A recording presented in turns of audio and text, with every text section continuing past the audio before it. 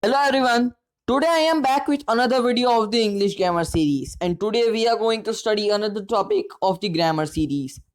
But before starting our today's video, I would again like to say that if you want any tutorials for class 11 12th commerce, GSCB, CBSE and ICSE board, BCom, MCom, BBA, MBA and many other courses, then you can feel free to contact us on this number right here.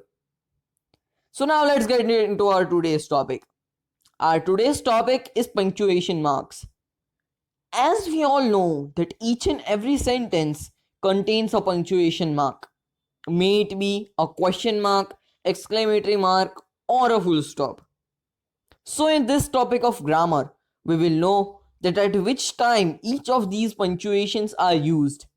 This will be helpful to you in this topic questions also and also in many other writing topics. So first of all, let's see all the punctuations that come under this topic. Then we will study about where they are used.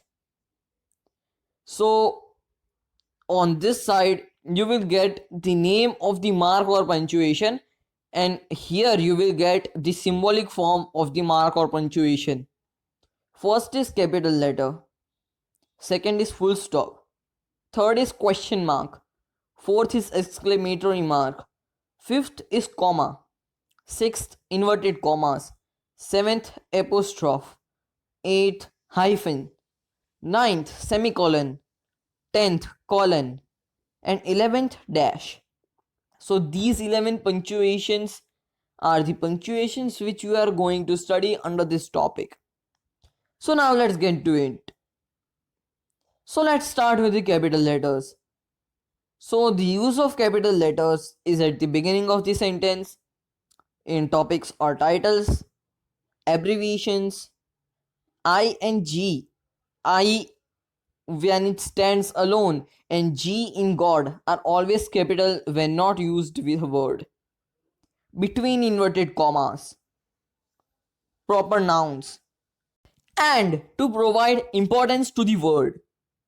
So in these 7 cases, we use capital letters. So now let's see them in examples so we can understand them easily. So our first case is at the beginning of the sentence. So these are the examples. First case. Hi, my name is Daksha Shah. So as you can see here, H is capital. It is the first word of the sentence, so we have used it as capital. Now the second one, topics or titles. Let's see that one. Second case, like this is the topics title, capital letters, so it is in capital. Now third one, abbreviations. Abbreviations means IAS, MBA, MCOM, CA. So as we can see here, capital letters are used here. Now the fourth case is I and G in God are always capital when not used with a word. Let's see it. Fourth case. He knows that I am aware of everything. I is capital here. And oh God, help me. So G is capital here. Fifth case. Between inverted commas. We are happy here. So between inverted commas we have used we. Even if there was something like he said here, she said, he said to him, then and then we would also make this capital. Proper nouns. So he does not play as good as Rohan. So Rohan is a proper noun. It is the name of a, and we know that whom we are talking about. Now another sentence. No other river in India is as long as Ganga. So Ganga is the name of a river, and so the G is capital. Seventh case, to provide importance to the word. Let's see it. Seventh case, he is not as mad as those fools. So mad and fools are highlighted here. Next up, we have full stop. End of a affirmative or a negative sentence and abbreviations. So this is the use of the full stop. Examples of the full stop. First case, my name is Daksh Shah. So we can see here that a small full stop is there. And the second case, abbreviations. As we saw earlier, in the capital letters are used in abbreviations, and full stops between every capital letters are also used. Now, Asian question mark. So to ask a question mark is used. Example, how are you? Why did you go there?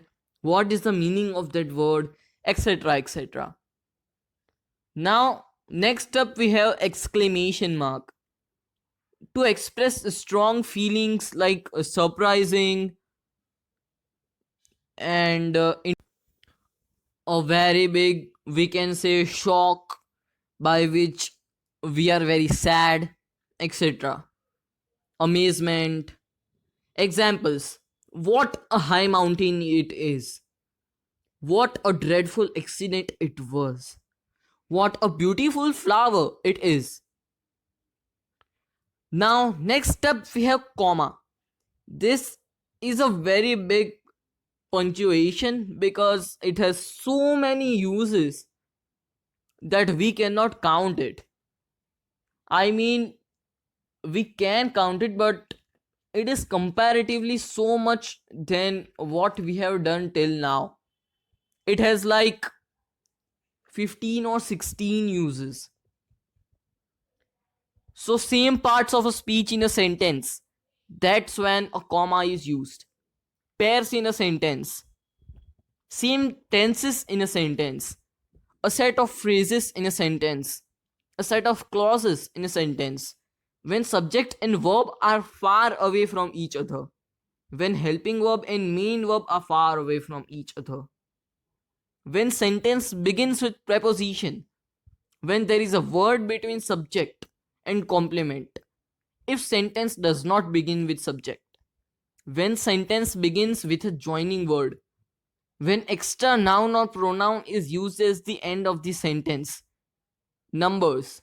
When an exclamatory mark is not used after the exclamatory statement. And direct speech. So these 15 are the uses of comma.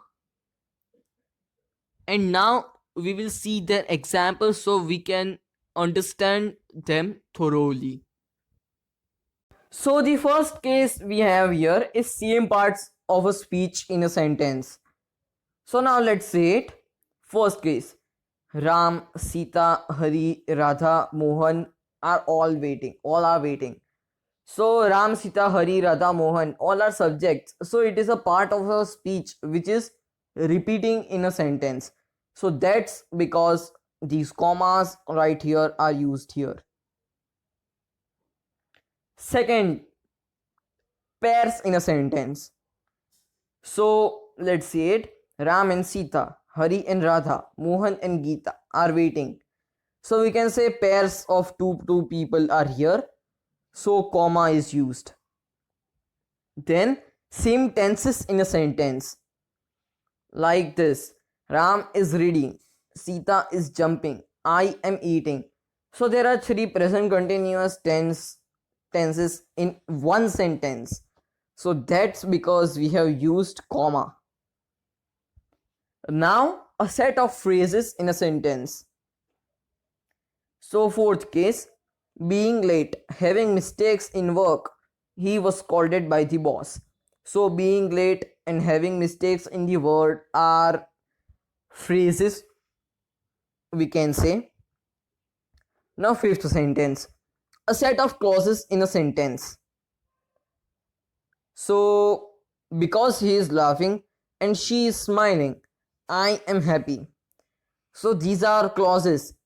He is laughing, she is smiling, I am happy are three different clauses, but we have attached them, so we are using comma here.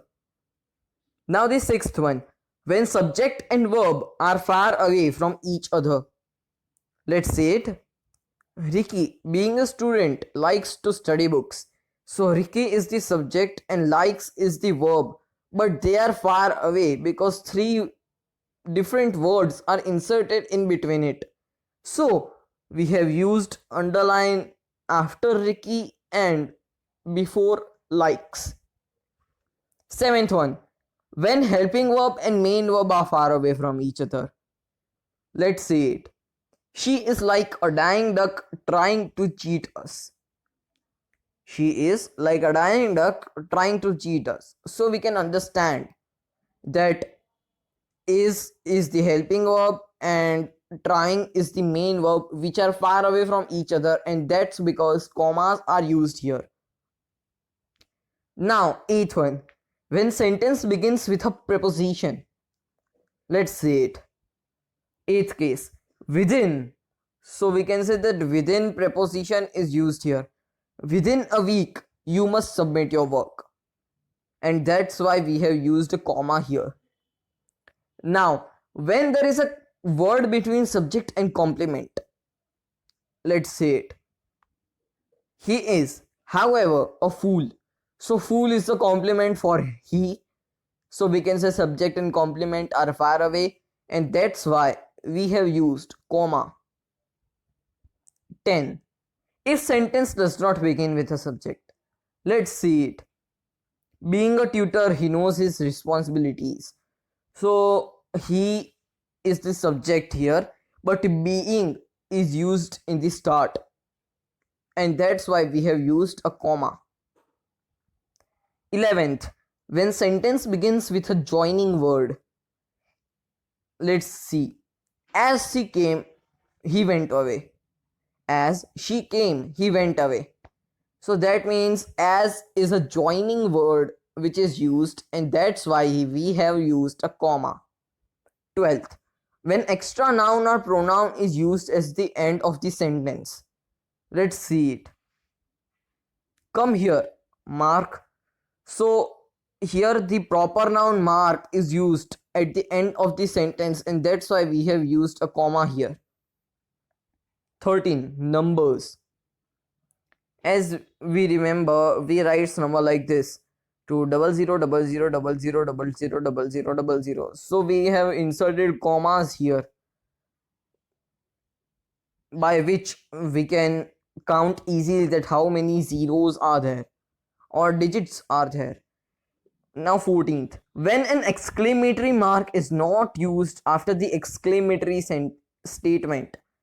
Let's see it. Oh God, I am helpless.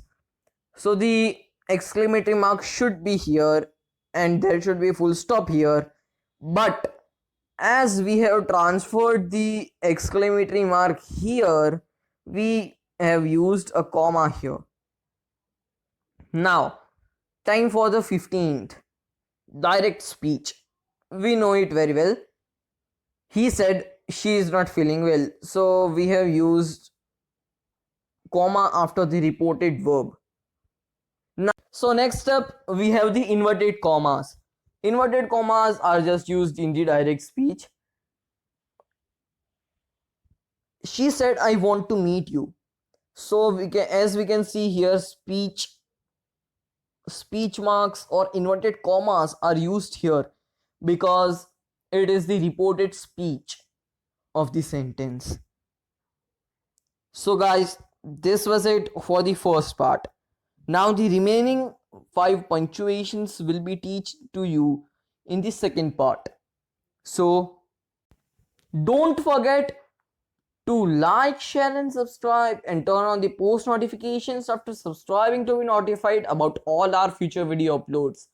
So when I upload the next video, you will be notified about it and you will be ready to learn. So till the next video, goodbye.